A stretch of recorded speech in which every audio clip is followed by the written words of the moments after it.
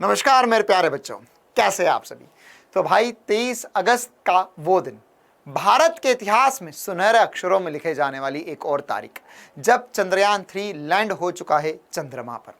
तो ये चंद्रयान 3 जो 40 दिन का सफर तय करके पृथ्वी से, भारत देश से, श्रीहरिकोटा स्पेस स्टेशन से निकला था और 40 दिन का सफर तय करके आखिरकार चंद्रमा पर पहुंच चुका है। तो आज के इस छोटे से प्यारे से वीडियो में हम ये जानेंगे कि चंद्रयान 3 जो पहुंचा है चंद्रमा पर वो क्या क्या करेगा, उसके क्या क्या कंपोनेंट्स थे, और उसे जब लॉन्च किया गया तो क्या क्या डिफिकल्टीज आई, और साथ ही साथ अब जब वह चंद्रमा पर पहुंच चुका है तो वह वहां पर किस चीज की खोज करेगा। और इन सब में, ये तो बिल्कुल साइंटिफिक बातें थी, लेकिन इन सब में हम एक बहुत इंपॉर्टेंट सवाल का जवाब ढूंढेंगे कि इन सब पे हमें क्या फर्क पड़ेगा और इससे हमें क्या मोटिवेशन मिल सकता है, हम इन सब से क्या सीख सकते हैं। तो सबसे पहले तो ये जान लेते हैं कि हुआ क्या था। तो जैसा कि आपको ऑलरेडी पता है, 14 जुलाई के दिन भारत ने चंद्रयान 3 लॉन्च किया था। तो ये 3 है, क्या इसके पहले 1 और 2 हो चुका था? बिल्कुल, इससे पहले 1 और 2 हो चुका था। यहीं पर एक सबसे बड़ा मोटिवेशन फैक्टर छुपा हुआ है। चंद्रयान 2 जो है वह आज से 4 साल पहले लॉन्च किया गया था। उसमें किसी टेक्निकल इशू की वजह से लैंडिंग के समय, है ना, सॉफ्ट लैंडिंग के समय, सॉफ्ट लैंडिंग क्या होता है कि चंद्रयान के अंदर एक कंपोनेंट होता है, एक पार्ट होता है जो चंद्रमा पर जाकर लैंड हो जाता है। तो वो लैंडिंग के समय उससे संपर्क टूट गया था और वहां पर वह चंद्रयान 2 का जो लैंडर था वो क्रैश हो गया था। तो 4 साल का समय इसरो भारत देश की सबसे बड़ी और सबसे ज्यादा टैलेंटेड लोगों की जगह एक ऑर्गेनाइजेशन, स्पेस इंस्टीट्यूट, जहां के लोग चाहते तो शायद 6 महीने, 1 साल के अंदर फिर से एक और चंद्रमा पर लॉन्चिंग कर देते, लेकिन उन्होंने 4 साल का समय लिया, हर एक छोटी सी छोटी चीज को सुधार किया और बेहतर बनाया और चंद्रयान 3 की सॉफ्ट लैंडिंग करके बताई। तो यह सबसे ज्यादा इंपॉर्टेंट क्यों है? सर, हमने कल देखा फटाके फूट रहे थे, हमें मजा भी बहुत आया, सर हमें बहुत बहुत अच्छा हुआ कि हमारा भारत देश बेस्ट बन गया। हाँ, हमारा इंडिया ऑलरेडी बेस्ट है, लेकिन इन सब से जो बड़ी अचीवमेंट वाली बात है या और बेहतर क्या उपलब्धि हासिल हुई है, तो क्या इससे पहले कोई चंद्रमा पर नहीं पहुंच पाया? नहीं भैया, इससे पहले तो इंसान चंद्रमा पर पहुंच चुके थे। तो ये जो एक छोटी सी मशीन हमने भेजी, तो उससे हम इतना खुश क्यों हो रहे? क्या हम नंबर 1 पर है? हाँ, हम नंबर 1 पर है। किस सेंस में? इसके पहले अमेरिका, रशिया और चाइना, ये ऐसे 3 देश हैं जिन्होंने ऑलरेडी आज से 40 साल, 50 साल पहले इंसान भेज दिए थे चंद्रमा पर। लेकिन इन लोगों ने जहां पर भेजे वो एक नॉर्मल पोजीशन थी चंद्रमा पर। चंद्रमा पर सबसे डिफिकल्ट या सबसे कठिन पोजीशन है साउथ पोल। साउथ पोल या दक्षिणी ध्रुव जो है, वहां पर आज तक कोई नहीं पहुंच पाया। साथ ही साथ इंडिया के साथ में रशिया ने भी कोशिश करी थी इंडिया से पहले वहां पर पहुंचने की। उसके पास ज्यादा पैसे है, उनके ऑर्गेनाइजेशन के पास ज्यादा टेक्नोलॉजी है, उनके पास ज्यादा अच्छा लॉन्चिंग व्हीकल है जिससे लॉन्च किया जाता। हमारे भारत देश से कहीं ज्यादा गुना बेहतर, कहीं ज्यादा एक्सपीरियंस है। उन्होंने भी कोशिश करी थी हमसे पहले पहुंचने की, लेकिन उनका जो लूना स्पेस उन लोगों का जो लूना नाम का उन्होंने रोवर भेजा था, वो रोवर क्रैश कर गया, वो लैंड नहीं कर पाया। लेकिन इंडिया का चंद्रयान 3 लैंड हो चुका है।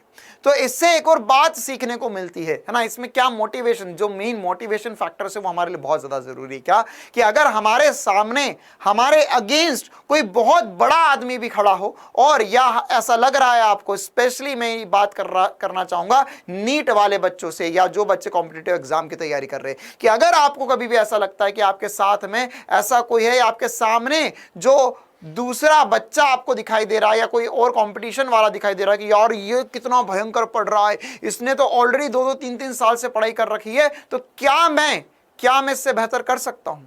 क्या मैं पहली बार में नीट क्रैक कर सकता हूं? बिल्कुल, आप उससे बेहतर कर सकते हो, और ये इंडिया ने कर दिखाया है।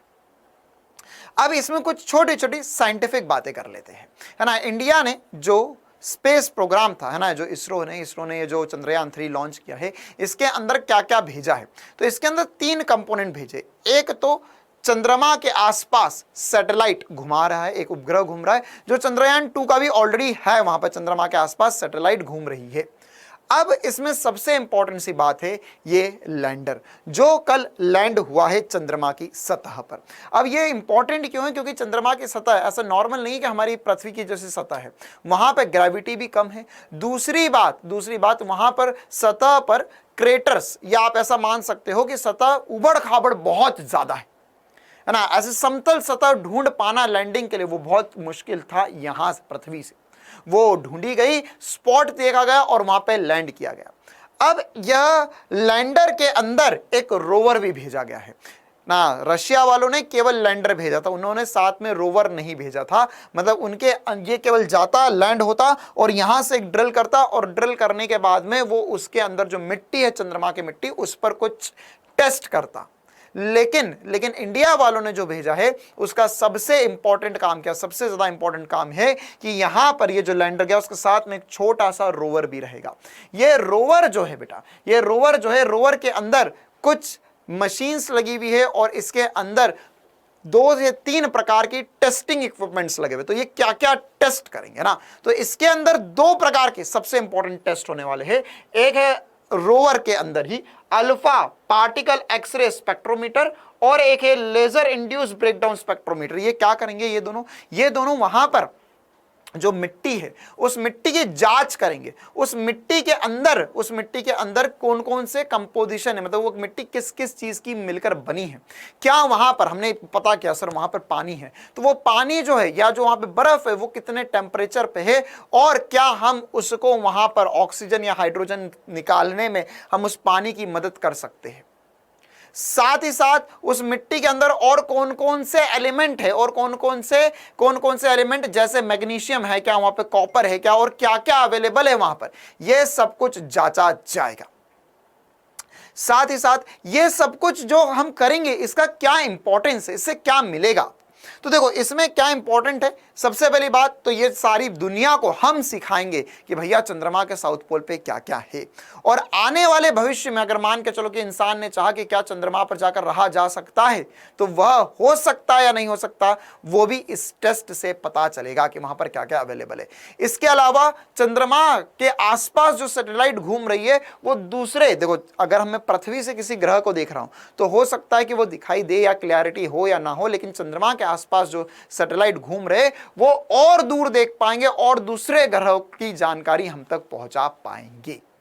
इसके साथ ही साथ आने वाले समय में देखो क्या होता है कि अगर एक स्पेस प्रोग्राम हुआ है ना, या चंद्रयान 3 हुआ, ये लॉन्च होता है, इसके अंदर बहुत सारे हजारों लोगों की मेहनत और बहुत सारी कंपनियों ने मिलकर कुछ ना कुछ इसके छोटे छोटे पार्ट्स बनाए हैं, छोटे छोटे इसमें जो इक्विपमेंट यूज हुए वो बनाए हैं। अब इससे पहले ज्यादातर ये सारे काम जो है वह अमेरिका या यूरोप के देश जो है वो सब मिलकर करते थे, वो लोग सारी चीजें बनाते थे। अगर आपको यूज करना हो तो उनसे खरीद लो। लेकिन अब यहां पर इसके अंदर जो मशीनें लगी हुई है या इसके अंदर जो इक्विपमेंट्स लगे हुए हैं वो बहुत सारे इंडियन कंपनी ने बनाए हैं। तो अब इससे क्या होगा, इससे आने वाले भविष्य में जब किसी और देश को जरूरत पड़ेगी तो उसे बार बार अमेरिका या यूरोप के देशों पे जाने की जरूरत नहीं है, उसे हम भी बना कर दे सकते हैं। साथ ही साथ इसके अलावा एशिया में और भी जो भी कंट्रीज है उन्हें अगर कोई उपग्रह भेजना, देखो उपग्रह की जरूरत तो हर कंट्री को रहती है, तो क्यों रहती है, उपग्रह क्या काम आता है, उपग्रह के बेसिक से काम होते हैं या बहुत सारे जैसे मौसम की जानकारी देता है, या इसके अलावा कम्युनिकेशन में हेल्प करता है कि आपको जैसे टाटा स्काई वगैरह, या इसके अलावा जो भी आप टीवी पे देख रहे हो, जो भी आपके मोबाइल के टावर या इंटरनेट चल रहा है, उन सब में कहीं ना कहीं उपग्रह का रोल रहता ही रहता है। तो वो सभी देशों को जरूरत पड़ती है। तो अभी करंट में मैक्सिमम जो देश है वो या तो रशिया से या तो फिर अमेरिका से अपने उपग्रह लॉन्च करवाते हैं। लेकिन आने वाले समय में अब इन सबको पता चला कि भैया इंडिया वाले भी जो कर रहे हैं, या इंडिया में जो चंद्रयान भेज दिया गया है, तो ये जब घर में बैठ के चंद्रयान बना सकते, सारी चीजें इंडिया में बैठकर सारी चीजें कर सकते हैं, तो इन पे भरोसा किया जा सकता है और इन्हें हम हमारा सैटेलाइट देंगे लॉन्च करवाने के लिए, या इन्हें बोल देंगे भैया आप बनाओ। इंडिया वालों को बोला जाएगा, इसरो वालों को कॉन्ट्रैक्ट मिलेंगे, बड़े बड़े कॉन्ट्रैक्ट, करोड़ों के कॉन्ट्रैक्ट, जिससे हमारा देश और उन्नति कर पाएगा। और दूसरी कंट्रीज कॉन्ट्रैक्ट देगी कि आप हमारे लिए भी सैटेलाइट्स लॉन्च करो, हमारे लिए भी सैटेलाइट्स बनाओ। तो यह सब कुछ आने वाले भविष्य में हमारे लिए और बेहतर होने वाला है। साथ ही साथ जिस बजट में बना है ना, या जैसे आप ये इसके पहले भी हमने डिस्कशन किया बजट, या आपने न्यूज़ वगैरह में सुना होगा, मात्र 600 करोड़, 600 करोड़ सर इतना बड़ा सर, 600 करोड़ आप बोल रहे हैं, मात्र 600 करोड़ इतने कम में। हाँ, रशिया ने जो उनका जो लूना, जैसा हमारा चंद्रयान 3 था, तो उनका लूना स्पेस प्रोग्राम जो था, उन्होंने जो लूना भेजा था, उसकी कॉस्ट जो थी 1600 करोड़ रुपए थी, है ना, हमारे डबल से भी ज्यादा, ट्रिपल के करीब। ठीक है, तो उनके कंपैरिजन में हमने बहुत कम में ये काम करके दिखाया है। तो आने वाले समय में अगर मान के चलो कोई एक दूसरा देश है जिसे अपनी सैटेलाइट बनवानी है या अपना कोई और स्पेस का काम करवाना है, तो वो हमसे करवाएगा, और इससे हमारी स्पेस एजेंसी को, इसरो को और हमारे पूरे देश को बहुत ज्यादा फायदा हो सकता है। और साथ ही साथ इसमें एक और बहुत मजेदार सी बात है कि जो रोवर जो है वो जब चांद की सतह पर चलेगा तो उसके टायर में है ना, हमारे इसरो का सिंबल, और भारत में जो हम एनवेलप लगाते हैं वो उस पूरी चांद की सतह पर बनाते हुए चलेगा। ठीक है, तो यह मतलब ऐसा मानो कि यार चांद पर अब इसके अलावा तो और कोई जाने नहीं वाला, और चांद पर अगर कोई जाएगा नहीं तो ये जो निशान वो चांद पर छोड़ देगा वो हमेशा हमेशा के लिए बन चुके हैं ना। तो रोवर ऑलरेडी यहाँ से लैंडर से निकल चुका है और वो उसके आसपास घूम रहा है। तो ये जहाँ घूम रहा है वहाँ पर ये ऐसे चिन्ह पूरे चांद की सतह पर बनने शुरू हो चुके हैं, भारत देश के चिन्ह। अब इन सबसे यार हम क्या सीख सकते हैं? सर हम तो नीट वाले बच्चे हैं, सर हम तो कॉम्पिटिटिव एग्जाम की तैयारी कर रहे, हमें मजा तो आया था सर, हमने जब पता चला कि सर चंद्रयान 3 लैंड हो गया है वगैरह, हमें मजा तो आया, लेकिन इससे हम क्या सीखे? तो यार इससे हमें हमारी जिंदगी में हमें बहुत सारी चीजें सीखने को मिलेगी।